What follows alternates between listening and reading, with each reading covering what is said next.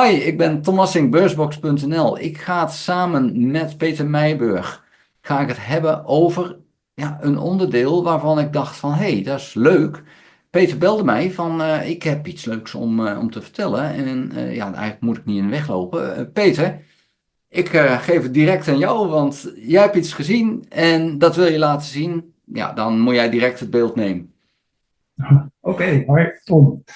Hoi. Ik zal beginnen met mijn scherm te delen. En als het goed is, zien jullie allemaal hier de SPY op het scherm. De SPY, zoals velen van jullie wel zullen weten, is de ETF van de S&P 500. En dat is zo'n beetje de meest verhandelde ETF die er is. Oh, ik raak hier iets aan. En wat mij opviel, kijk, als je zo naar die SPY kijkt, dan is het duidelijk dat we in een uptrend zitten. En je ziet hogere bodems, hogere toppen. Dus je zou zeggen, niks aan de hand.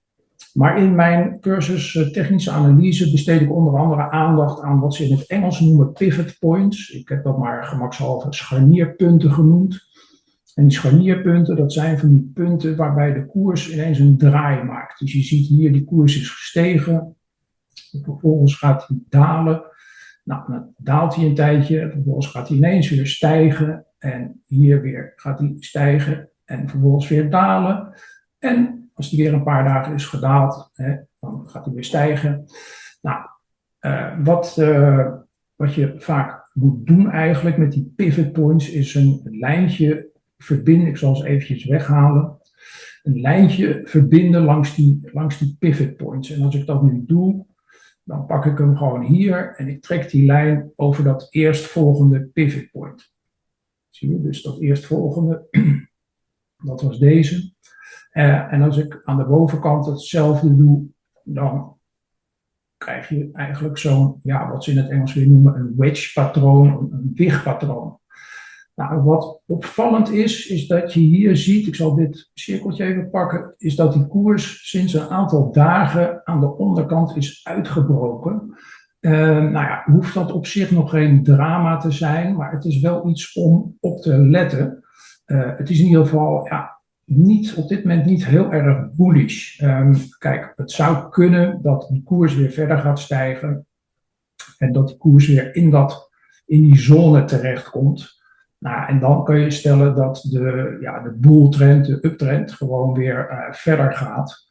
Maar als die koers nu weer gaat dalen en hij komt onder dit punt terecht, dan trek ik voor mezelf een volgende lijntje, of een zone. Ik zal dit weer eventjes weghalen.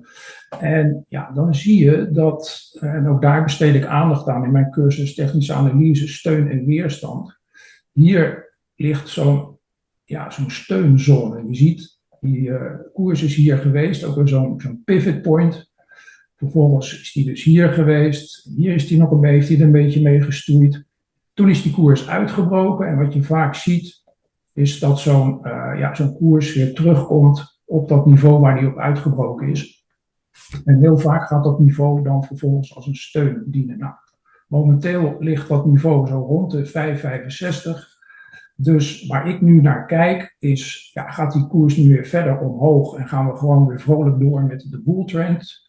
Of gaan we dat eerste niveau van 5,65 opzoeken en misschien gaan we van daaruit weer omhoog of misschien wordt dit niveau wel gebroken en dan kunnen we nog wel misschien hier zo naar de 5,40.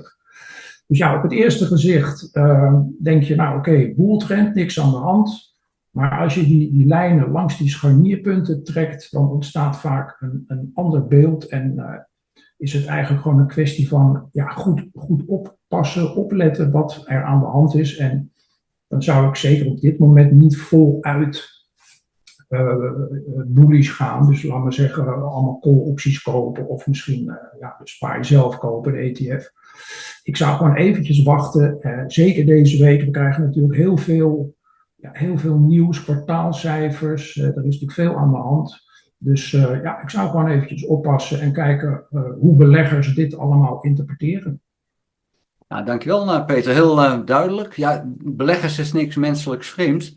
Je zei al cijfers, maar er is nog een gebeurtenis die beleggers toch wel wat zenuwachtig lijkt te maken. Dat zijn de Amerikaanse verkiezingen volgende week. Dus dat is natuurlijk ook zo'n onzekere factor in de markt, die beleggers nu misschien toch, ja, toch eventjes laat zitten op hun handen, voordat ze zich committeren aan een richting. Dus vandaar dat het ook wel ja, logisch is dat je dan zo'n zwakte eigenlijk eventjes ziet. Maar ja, goed, de beurs loopt vaak vooruit. Dus voordat het besluit er in Amerika is, heb je kans dat de beurs al een richting gekozen heeft. En dan is dit goed om te zien dat het niet Hosanna is. En ja, hoewel het zo mooi lijkt, dat het toch eigenlijk wel een eerste signaal is van pas op, het kan ook ineens keihard de andere kant op knallen. Ondanks dat het er zo leuk uitziet. Hey Peter, hartstikke bedankt. Jij hebt een cursus. Kan je daar iets over vertellen? Ja, dat is een videocursus die ik heb gemaakt. En die bestaat uit 16 videolessen, waarin ik eigenlijk de essentiële dingen bespreek van wat je nodig hebt met technische analyse. Kijk, je hebt natuurlijk allerlei exotische patronen die je in de studieboeken allemaal vindt. Ik heb me vooral geconcentreerd op de dingen die praktisch toepasbaar zijn. Wat ik net al zei, steun- en weerstandszones trekken. Hoe doe je dat? Dat is heel belangrijk. Want ook, ja, ook de professionele jongens die kijken daarnaar. Die scharnierpunten. Maar ik besteed ook aandacht aan Japanse candlesticks, dat soort dingen. Dus ja, het is eigenlijk een cursus die kan je op je gemak bekijken. Ik zou zeggen, doe gewoon elke avond of zo, of elke dag een videootje van gemiddeld 20 minuten. En 16 in totaal. En ja, ik denk als je die hebt bekeken en je gaat ermee aan de slag, dan denk ik dat je een behoorlijke voorsprong hebt op de meeste beleggers. Dus ja, zeker de moeite waard, denk ik. Ja, dat denk ik ook. En inderdaad, als je dat inzicht hebt, want de grafieken laat wat zien. Als je dat hebt, dan heb je inderdaad een voorsprong op de rest. En er zijn natuurlijk een heel veel mensen die technische analyse doen, maar er zijn er nog veel meer die het niet doen. Dus ik kan je aanraden om naar die cursus te gaan kijken en die af te nemen. Peter, dankjewel voor je inzicht en tot de volgende keer. Oké, tot de volgende. Houdoe! Dag.